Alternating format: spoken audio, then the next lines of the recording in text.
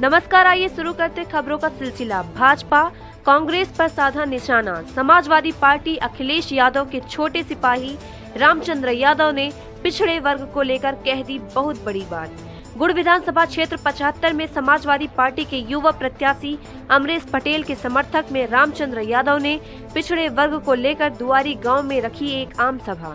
पिछड़े वर्ग को लेकर कह दी बड़ी बात। अगर अब भी ये पिछड़ा वर्ग के लोग नहीं समझे तो कब समझेंगे, जिसमें मुख्य रूप से सैकड़ों ग्रामवासी रहे मौजूद। रामचंद्र यादव ने आगे कहा कि गुड़ विधानसभा क्षेत्र में ये चुनाव राजा और प्रजा के बीच हो रहा है। नमस्कार। राजा और प्रजा की लड़ाई है। गुड़ विधानसभा में ये महासंग्राम है। अब आप सभी लोगों को देखना ये है कि राजा की विजय होती है या प्रजा की होती है।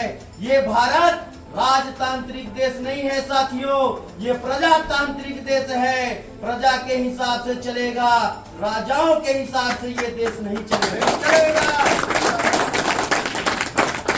आज पूरे भारतवर्ष में एक ऐसा राजनीतिक दल है समाजवादी पार्टी, जो हमारे देश के युवाओं को लेकर चिंतित है।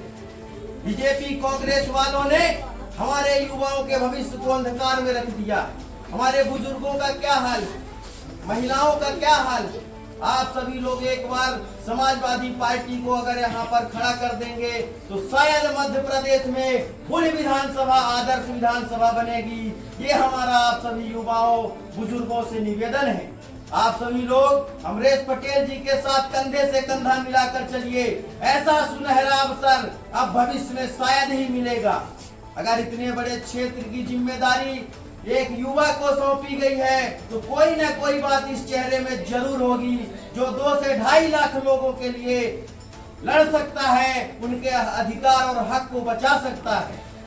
बस आप सभी लोगों से यही निवेदन है कि समाजवादी पार्टी के साथ आइए। समाजवादी पार्टी युवाओं, नौजवानों, गरीबों, दलितों, आदिवासियों, पिछड़ों, अल्पसंख्यकों की पार्टी है, जो हमेशा ही इनके हक और अधिकार के लिए लड़ाई लड़ती है और सम्मान की लड़ाई लड़ती है। बहुत बहुत धन्यवाद आप सभी का। जब तक आप लोग अपने लोगों को मजबूत नहीं करेंगे तब तक ये समाज कमजोर रहेगा। आज अगर 10 लोग 90 लोगों को पीछे कर रहे हैं तो क्या कारण है? कहाँ गए समाज के वो ठेकेदार नेता जो समय रहते हुए ओबीसी, एससी, एसटी की बात करते हैं और जब समय आता है तो चंद रुपयों में बिक जाते हैं। जब ऐसे दलाल चुनाव के बाद आए तो जूता मारकर बाहर करिए। ये आपके हित ऐसी नहीं हो सकते हैं। अगर इतनी बड़ी बड़ी बातें करते हैं, वास्तव में दलित, आदिवासी, पिछड़ों के हक और अधिकार को बचाना चाहते हैं तो समाजवादी पार्टी के साथ हैं, जो पीडीए का फार्मूला लेकर देश में लड़ाई लड़ रही है। एक ऐसे पिछड़े वर्ग किसान मजदूर का लड़का जो 10,000, 5,000 की नौकरी करता है, एक कार्यकर्ता को इतनी बड़ी जिम्मेदारी सौंप देना कोई रोहित को बताए रहने बाबू, कहीं न कहीं ये पिछड़ा समाज ऐसा काम किया होगा। इस युवा चेहरे में अमरेश पटेल जी में ऐसी कोई बात होगी या जहाँ 2.5 लाख लोगों की तो आज ले ले, कल से नहीं सौंपी गई है। आप सभी लोगों से निवेदन है, हाल ले ले हो जो ले करिए।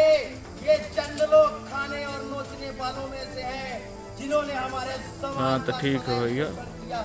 अगर आप अपने दादाओं की अहमियत को नहीं समझते तो इस पिछड़ा समाज पर लानत है। एक आदमी को खड़ा नहीं कर सकता, ये इसका दुर्भाग्य है। ये गुड़ विधानसभा की लड़ाई मात्र अमरेश पटेल जी नहीं लड़े हैं, ये पूरा पिछड़ा समाज लड़ा है। और अगर एक आदमी को नहीं खड़ा कर पाए तो 50 साल सोचिएगा भी नहीं कि हमारे पिछड़े समाज का बच्चा एक पंच ठीक है। आप लोग अमरेश पटेल जी के साथ आइए और ये पिछड़े वर्ग समाज के अस्तित्व को बचा लीजिए। राजा की लड़ाई है।